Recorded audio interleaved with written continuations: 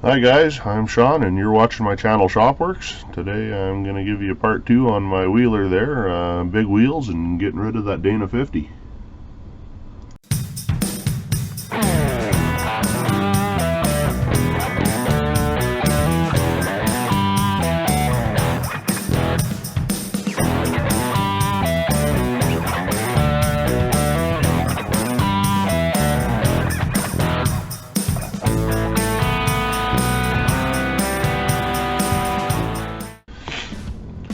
So if you guys remember part 1 there, I had that Dana 50 in the truck and I kept breaking U-joints and axle shafts on it and whatnot there.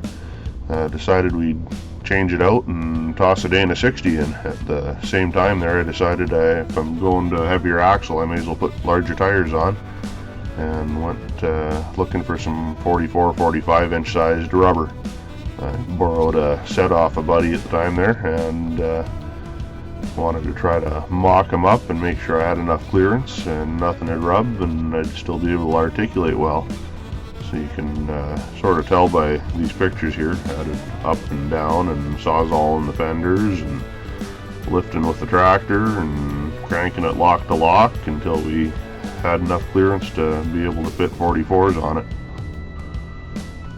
Anyways, once I got the tires to fit underneath there, I decided 44s weren't what I wanted to do anymore.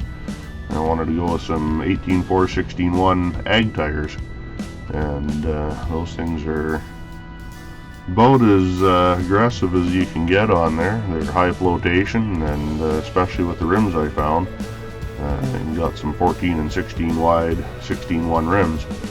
Cut the centers out of them there and ground it out. Had some centers made for it, weld them back in, and so while I was waiting for the centers for the rims there, I decided I'd start hacking into the deck, knowing the size everything's going to be there, and had to remove for some wheel wells. Centers showed up, I got them welded in, and they're made out of, I think, AR 500 plate. They're very tough center there. Did the valve stem protectors on it like you see on forestry equipment. Didn't want to lose one of them out in the bush and try to put a new stem in it. And my tires showed up. They're used ones. I got a deal on, barely used, and well, as you can tell, they're quite aggressive. They came with rims, but I decided I'd save them for another project and wanted the extra wide flotation off these things. You can see with it mounted on there how much wider the rims look and how these things fit nice.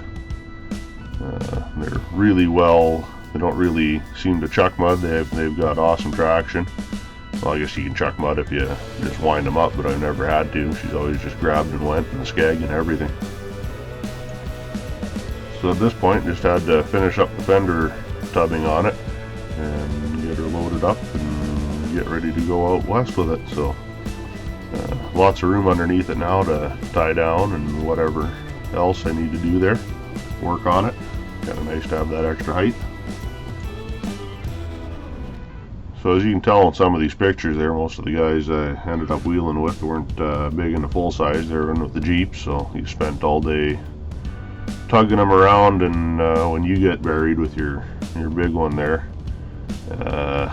nobody really wants to tug on you. They don't want to help you out. So that was part of the reason I quit, between that and all the tree huggers and stuff. Price of fuel, price of parts. Ran this truck for a few years and started parting it back out, using parts for other projects. Classic example of how well these tires worked with those wide rims. You can see these pictures. A buddy of mine was buried out there for a while. After he made it through, I went in and stopped right in the middle there and took right off again without flinging skeg or nothing. It just awesome combination with the wide rims and those 18.4 16.1 ag tires. So I went through a few hubs over the years with this Dana 60, but I never did break another axle shaft in it. Stay tuned and check out my other videos there. You can slowly see parts and pieces moving on to other projects like this winch and bumper onto the dump truck. Thanks for watching. If you want to see more videos like this, please remember to like and subscribe, and we'll try to keep it coming.